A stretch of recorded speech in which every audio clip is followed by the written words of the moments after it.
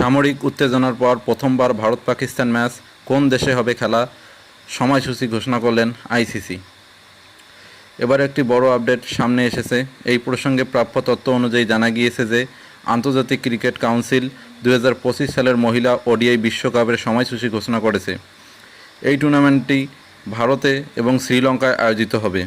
আগামী 30শে সেপ্টেম্বর বেঙ্গালুরু ভারত ও শ্রীলঙ্কার মধ্যে সম্পূর্ণ হওয়া ম্যাচের মাধ্যমে বিশ্বকাপ শুরু হবে। এই টুর্নামেন্টে ভারত আগামী 5ই অক্টোবর পাকিস্তানের মুখোমুখি হবে। এই ম্যাচটি সম্পূর্ণ হবে কলম্বোতে।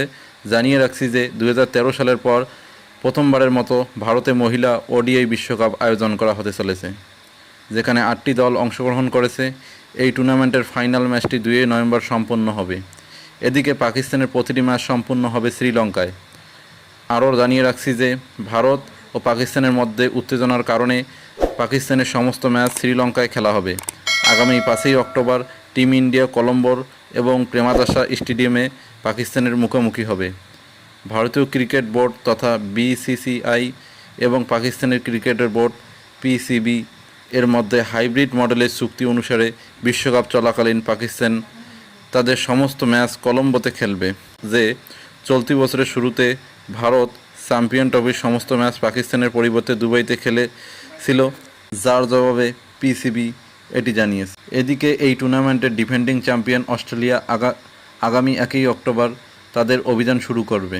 এই দল ইন্দোরের হোলকার স্টেডিয়ামে নিউজিল্যান্ডের বিরুদ্ধে তাদের প্রথম ম্যাচ খেলবে। এরপর দলটি আগামী 8ই অক্টোবর কলম্বোতে পাকিস্তানের মুখোমুখি হবে। অস্ট্রেলিয়া এবং ইংল্যান্ডের মধ্যে গুরুত্বপূর্ণ ম্যাচটি আগামী 22 অক্টোবর ইন্দোরে সম্পন্ন হবে। এই টুর্নামেন্ট 18টি লিগ ম্যাচ সম্পন্ন হবে। এরপর 3টি নকআউট ম্যাচ হবে। এদিকে বিশ্বকাপের ম্যাচগুলি ভারতের বেঙ্গালুরু, ইন্দোর, গুয়াহাটি, বিশাখাপত্তনম এবং শ্রীলঙ্কার কলম্বোতে সম্পন্ন হবে। প্রথম সেমিফাইনাল আগামী 29 অক্টোবর গুয়াহাটি বা কলম্বোতে হবে। দ্বিতীয় সেমিফাইনাল আগামী 30 অক্টোবর হবে বেঙ্গালুরুতে। ফাইনাল আগামী 2 নভেম্বর বেঙ্গালুরু তথা কলম্বোতে সম্পন্ন হবে। যদি পাকিস্তান মহিলা দল সেমিফাইনাল এবং ফাইনালে পৌঁছায়, তাহলে এই ম্যাচগুলি কলম্বোতে আয়োজন করা হবে।